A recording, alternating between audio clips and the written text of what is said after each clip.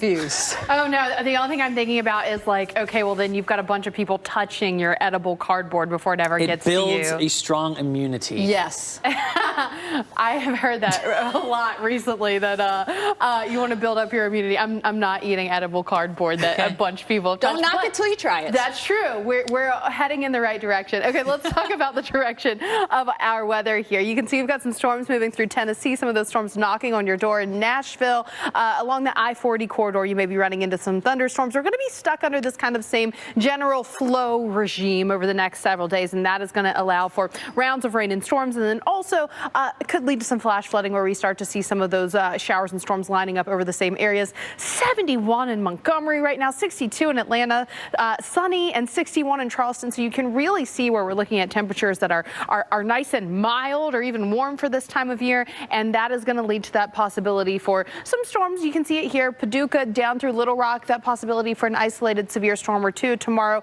we see that around Austin, College Station, down into Houston, where we're having some of this kind of energy pulsing through. Lots of moisture ahead of this front. This front is hanging out for a little bit. The subtropical jet just keeps kind of pushing this energy across the same areas, and guys, that is going to lead us to that possibility for rounds of storms. It's not like a rain out constantly the next several days, but it is going to be around. Felicia, we appreciate it. Thanks. Thank you.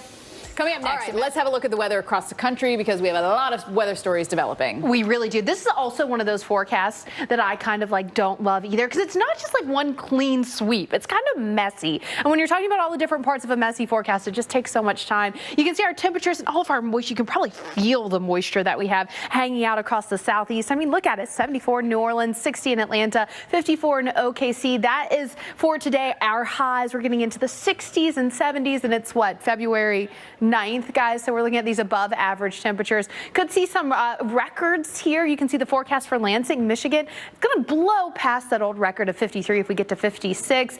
Fort Wayne, Indiana, your forecast is for 60 degrees, the old record 59. So you can see it's not just slightly above average. We're looking at record highs possible. Here's what it's looking like today. Highs 20 to 30 degrees above average across the Great Lakes region. That bleeds all the way down to the Gulf Coast as well. But watch what's going to happen. The jet stream, just watch the jet stream if you want to know what is coming towards you. Typically, you can see we've got this cooler air spilling farther south. Here's the problem with that, though. It's not going to be as widespread as the heat. So highs this weekend, 5 to 15 degrees, still above average for cities like Charleston. In D.C., just look at this. Friday, Saturday, Sunday, if you like the warmth, we're well above average. I mean, your average high in D.C. should be in the upper 40s. Instead, we're talking 60s. So maybe this is great for your weekend weather. We do finally get kind of close to average as we head through early next week. But as you'll notice, it's not some huge outbreak of a bunch of this really, really cold air, guys. Again, it's still leaving a lot of us still above average. It is. Just, it really is. Less above average. Yeah. Yeah. I can already feel my allergies starting to come back. Oh, I know trees are going to be popping off. About that. Felicia, thank you.